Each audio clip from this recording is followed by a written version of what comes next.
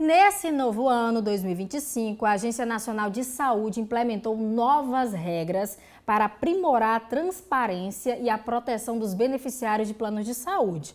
É um assunto bem positivo para você. Essas mudanças envolvem prazos mais rigorosos para autorização de procedimentos, critérios mais claros para o cancelamento de contratos por inadimplência e a obrigatoriedade de comunicação prévia sobre débitos em aberto. Olha só. E sobre estas novas regras, estamos recebendo aqui em nosso estúdio a advogada Samantha Matos. Seja bem-vinda, bom dia, para falar de um assunto que tem repercutido bastante. Bom dia, Tracy, bom dia a todos que nos assistem. Sim, é verdade. E que bom poder começar a semana trazendo uma notícia boa, né, para os consumidores. Tantas notícias aí impactantes, a gente vem aqui aliviar um pouco esta tensão, trazendo boas notícias para você que assiste, consumidor. É prestação de serviço ao nosso direito no ar. E olha só, vamos às nossas cartelinhas que vão acompanhar aqui a nossa entrevista ao vivo na tela para você. Quais são as novas regras para o cancelamento de planos de saúde por atraso no pagamento? Já começa com uma boa novidade, né? Sim. Porque antes bastava ter uma parcela em atraso, que se essa parcela se estendesse por até 60 dias, teria ali o cancelamento desse plano de forma unilateral, sem aviso, né? Quer dizer, teria o aviso, mas bastava uma parcela para que fosse cancelado. Agora não, agora é necessário pelo menos 2 mensalidades em atraso. E detalhe, essa mensalidade, a primeira mensalidade, se ela estiver em atraso e você quitou, ela zera, ela não contabiliza durante o período de 1 ano.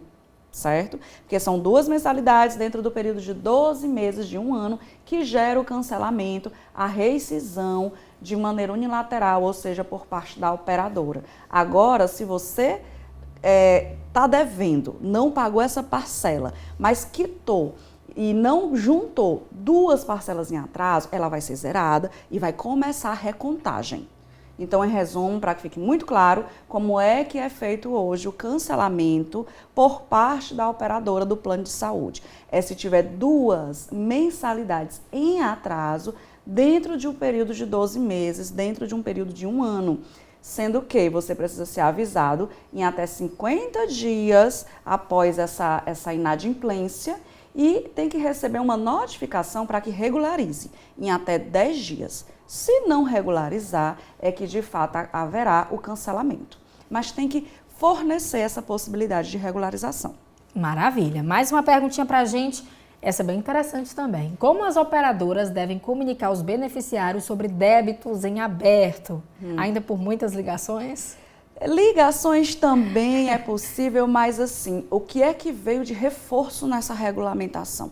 Porque a transparência, a informação clara, a gente sempre vem batendo aqui, né, Tracy, que é um direito do consumidor, está no nosso Código de Defesa do Consumidor, mas isso não acontecia, né, na forma prevista na lei, nas regulamentações da ANS. Então ela veio trazendo esse reforço, que já é um direito do consumidor, que é exatamente o quê? Ser notificado, ser avisado desse débito de uma maneira individualizada. Antes, podia ter uma notificação por edital. Quem é que vê edital, Tracy?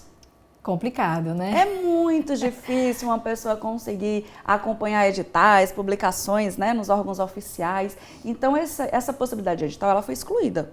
Agora, o que é que temos? Temos por correio, AR, temos mensagem, mas tem que ter a confirmação do recebimento. Temos por e-mail, mas tem que ter a confirmação do recebimento. Então, qual é o objetivo dessas mudanças? É exatamente ter a ciência inequívoca de que aquele consumidor recebeu a notificação de que está com débitos, para que ele possa, né, buscar meios de regularizar ou estar ciente de fato daquilo e procurar aí outras alternativas, se não direto com a ANSS, mas outros meios cabíveis para regularizar. Maravilha. E olha só, o que muda quando um hospital ou clínica deixa de atender pelo plano de saúde? Isso tem acontecido bastante, viu? Tem acontecido bastante e imagina, é um serviço muito essencial, né? Você está diante ali de um consumidor que está numa situação extremamente vulnerável e chegar numa clínica, num hospital e só descobrir que ela não atende mais pelo plano de saúde no momento em que a pessoa está no local, de um desrespeito gigante com o consumidor, principalmente se a gente considera situações de urgência e emergência. Como é que você leva um pai, a mãe, um filho no hospital, numa situação de urgência, chegando lá o plano não atende mais? E aí você vai fazer o quê? Ou você vai ter que se deslocar para outra rede credenciada, e aí você já está ali numa situação de urgência e emergência, ainda vai ter esse deslocamento, ou o caso pode ser tão grave, tão sério, que não vai poder deslocar e vai ter que arcar com os custos ali de privado e 100%, né, particulares. Então veja que é um desrespeito muito grande. E hoje, com essa nova regulamentação, não pode mais acontecer dessa forma. Então, se clínicas, hospitais, eles forem se descredenciar, e o consumidor ele tem que ser avisado no mínimo com 30 dias de antecedência. E lembrando que esse aviso tem que ser efetivo, tem que se utilizar meios que de fato cheguem ao consumidor para que ele tenha ciência do descredenciamento dessas clínicas ou desses hospitais. E teve muita alteração, Tracy, boa realmente para o consumidor. Eu tenho aqui minhas críticas, porque eu acho que já veio meio tardia essas mudanças, mas veio, né? E o que é bom a gente tem que elogiar. Mas sem fugir aqui desse ponto, sem fugir de outras de críticas pessoais, é um momento realmente de vantagens, digamos assim, né, de reconhecimento do direito do consumidor e que deve ser sim elogiado porque é justo.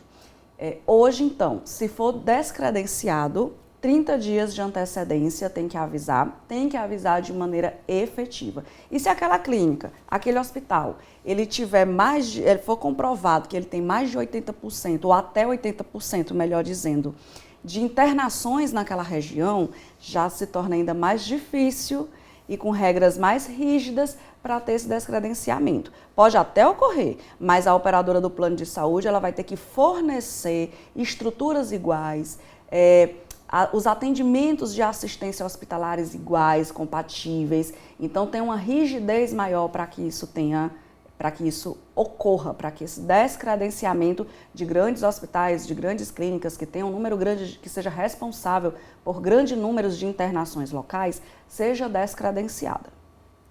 Vamos a mais uma perguntinha, olha só, pergunta de número 5. O que fazer quando um procedimento médico é negado pela operadora? Vai bem nisso que a gente já está falando por aqui, né?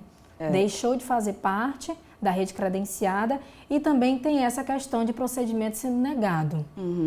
É verdade. A negativa pela operadora, a gente até já tem trazido, né, esse tipo de conteúdo com o plano de saúde, porque a ANS ela tem ali um rol de procedimentos que tem que ser observado. Então, se essa negativa for abusiva, a gente já tratou aqui em outras oportunidades sobre isso, você vai judicializar ou vai reclamar na ANS ou no PROCON, mas tem meios sim de você conseguir obter esta cobertura que foi negada. Mas o que é que muda com essa regulamentação? É justamente um reforço nessa transparência, porque agora, se houver a negativa, não vai ser só negou, a operadora vai ter que fornecer para você, consumidor, uma explicação clara, vai ter que dizer os motivos técnicos, os motivos legais, e você vai ter esse subsídio em mãos, né, para de fato ver se aquela negativa ali é indevida ou não, podendo recorrer disso, seja na via administrativa ou na via judicial. Por que dessas medidas, Tracy? Porque está tendo muita judicialização com operadoras de plano de saúde. E a operadora de plano de saúde é uma saúde suplementar, é privada. Então, não faz sentido você ter que judicializar e o plano de saúde só funcionar se o Estado obrigar. É um absurdo, na verdade. O Estado já tem um SUS, se essas pessoas não podem contar com uma saúde suplementar, quem tem condição financeira melhor vai passar para as particulares, quem não tem vai passar para o SUS. E o SUS, que já tem uma fila longa de espera para atendimentos de quaisquer espécies, vai ficar muito mais sobrecarregado. Então, um dos objetivos dessas regulamentações da ANS é justamente desafogar o judiciário, porque não pode um sistema funcionar somente se o Estado for lá e disser, olha, você tem que cumprir com essa obrigação. Para a gente finalizar aqui rapidinho, quais são os prazos que os planos de saúde devem cumprir para atender casos de urgência? São os casos extremos, né? Extremos, exato. Urgência e emergência é de imediato. Tá? Isso não é novo, novo é a transparência se tiver essa negativa, mas você já tem sim essa possibilidade. A urgência e emergência não pode ter burocracia. O atendimento tem que ser de imediato. Né? Estamos tratando aqui com bem essencial, bem de suma importância que é a vida, e se for categorizado nessas situações de emergência ou urgência, o atendimento é imediato, sim. Maravilha, doutora. Olha, muito obrigada. É o tipo de conteúdo que eu gosto de trazer aqui dentro do Piauí no Ar. É uma novidade, vem para acrescentar para o nosso público. É importante que o nosso público tenha esse conhecimento. Sim, exatamente. Eu que agradeço, Trois. Lembrando que segunda-feira tem mais. Estamos aqui.